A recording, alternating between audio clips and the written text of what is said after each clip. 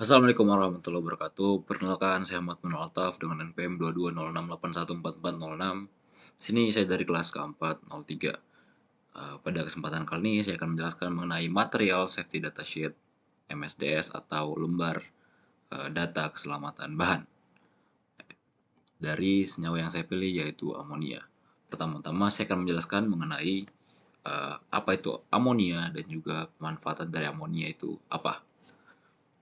Amonia merupakan eh, senyawa dengan unsur kimia NH3, merupakan gas yang tak berwarna namun memiliki bau yang menyengat. Eh, Senyawa ini terdiri dari dua unsur, yaitu nitrogen dan juga hidrogen.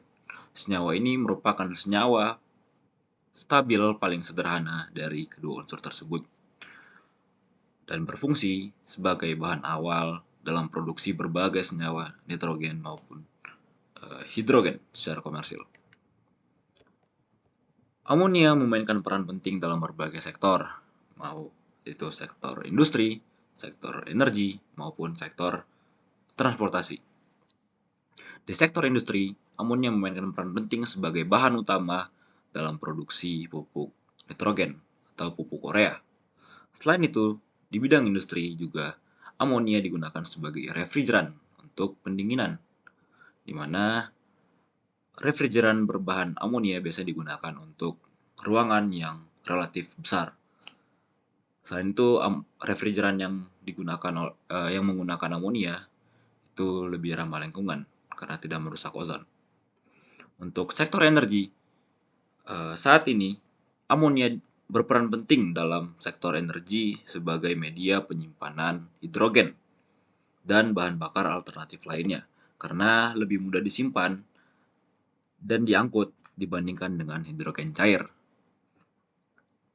Selain itu, di beberapa negara sudah mengembangkan, salah satu contohnya adalah Jepang, di mana amonia itu digunakan sebagai co-firing batubara, yaitu mencampurkan amonia dan batubara untuk pembangkit listrik. Selain itu juga sudah mulai dikembangkan teknologi untuk menggunakan amonia dalam pembangkit listrik menggunakan turbin gas.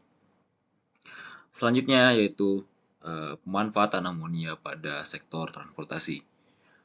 Biasanya amonia digunakan dalam bahan bakar di industri maritim karena memiliki kadar CO2 yang lebih rendah dibandingkan dengan bahan bakar lainnya. Namun, karena penggunaannya belum banyak, amonia ini masih perlu dikaji ulang untuk menilai keselamatan, efisiensi, dan juga dampak lingkungan yang ditimbulkan oleh penggunaan bahan bakar amonia di industri transportasi. Nah, selanjutnya saya akan menjelaskan mengenai material safety data sheet atau lembar data keselamatan bahan. Ada berbagai macam peraturan yang mendasari MSDS ini. Namun dari banyak peraturan tersebut saya mengambil 4 saja, yaitu ada Permen Peri nomor 23 tahun 2013, kemudian ada Global Harmonized System atau GHS, kemudian ada Permenaker nomor 187 tahun 1999 yang mengatur tentang penggunaan bahan kimia berbahaya di tempat kerja, dan terakhir ada PP 74 tahun 2001 yang membahas tentang pengelolaan B3. Nah, fungsi dari MSD sendiri yaitu memberikan informasi atau pengetahuan bagi pelaksana di laboratorium ataupun di pabrik, sehingga menjamin kesehatan dan keselamatan kerja dari laboratorium ataupun pabrik. Karena dalam mengoperasikan bahan kimia, kita harus mengetahui dan memiliki pemahaman yang baik serta keterampilan dalam menangani bahan kimia tersebut, apalagi untuk bahan kimia yang berbahaya. Selanjutnya kita akan langsung lanjut ke MSDS untuk amonia. Di sini saya mendapatkan berbagai macam referensi, ada yang dari Fisher Science, kemudian ada dari Airgas, kemudian ada dari Sigma Aldrich.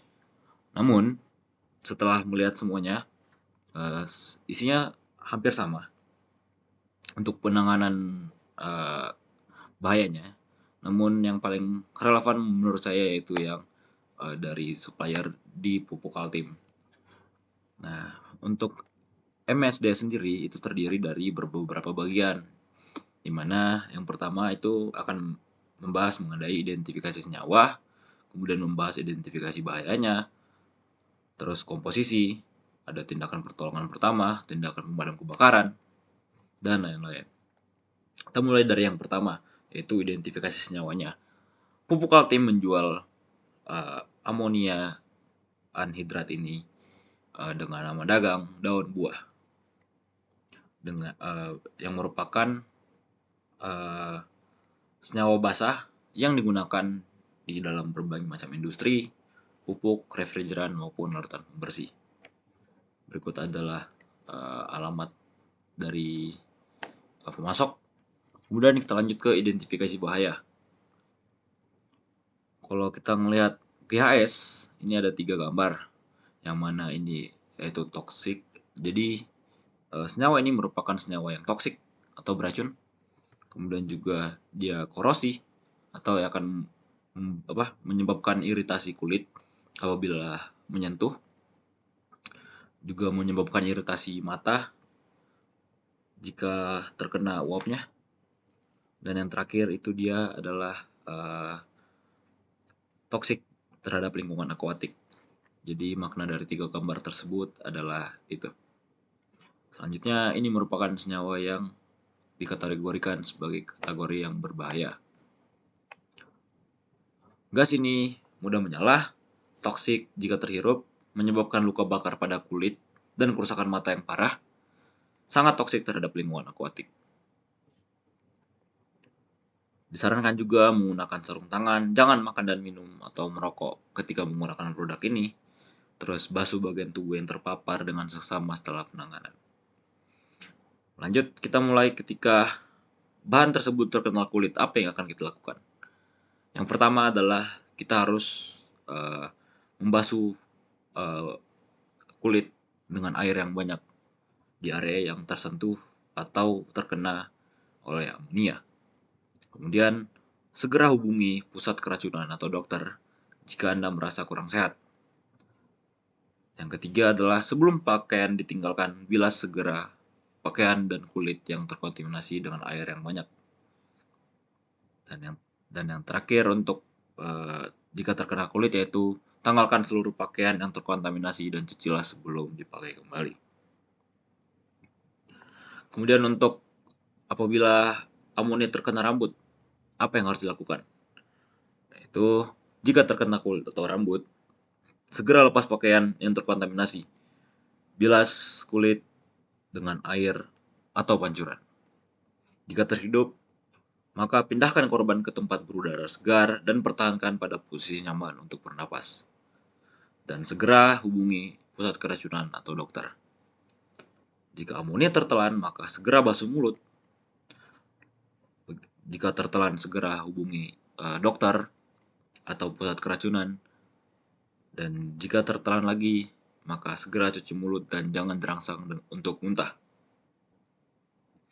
Bagaimana jika terkena mata?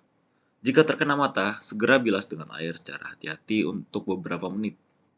Jika memakai dan mudah untuk melakukannya, lepaskanlah lensa kontak dan lanjut membilas. Nah, ini selanjutnya itu kita membahas tentang komposisi atau bahan penyusun dari senyawa tunggal.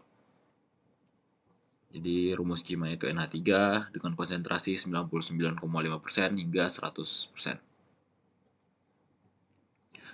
Untuk pertolongan pertama pada kecelakaan atau P3, jika korban menghirup amonia, maka segera pindahkan korban ke area yang tidak terkontaminasi. Memakai alat bantu pernapasan mandiri saat memasuki area, kecuali atmosfer terbukti aman. Jaga suhu tubuh korban agar tetap hangat dan beristirahat. Hubungi pihak medis atau dokter. Terapkan pernapasan buatan jika pernapasan berhenti. Kemudian, jika terjadi kontak, segera siram area kontak dengan sejumlah air selama 15 menit, serta melepaskan pakaian dan sepatu yang terkontaminasi.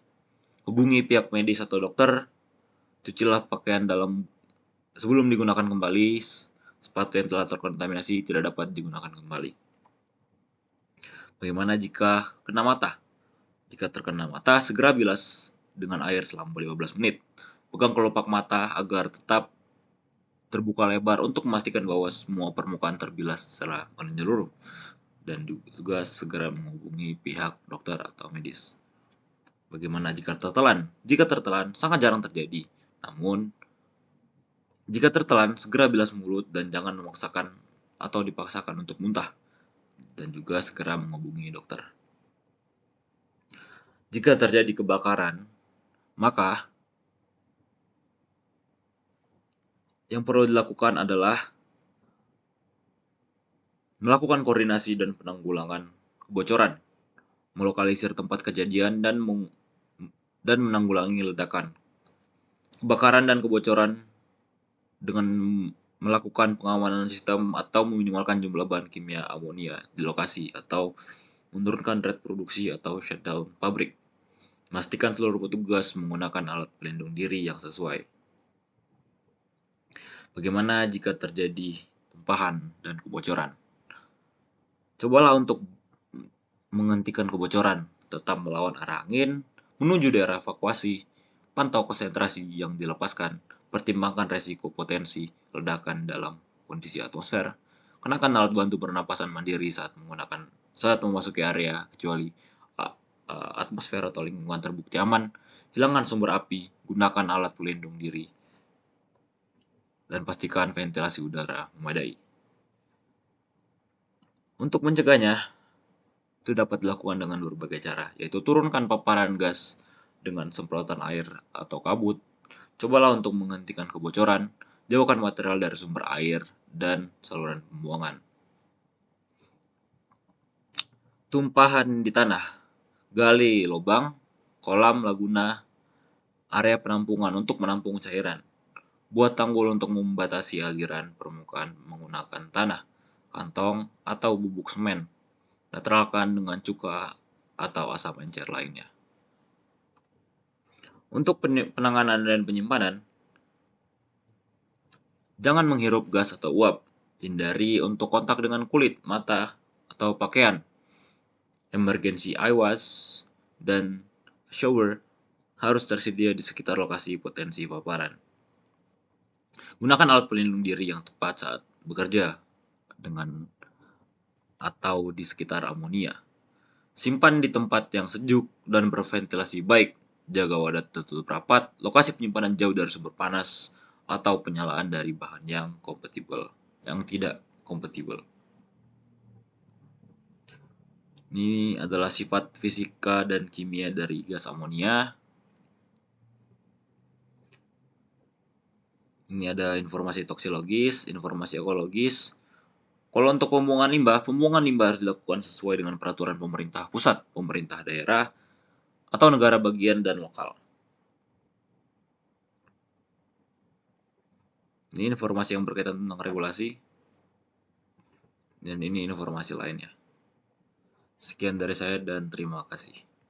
Wassalamualaikum warahmatullahi wabarakatuh.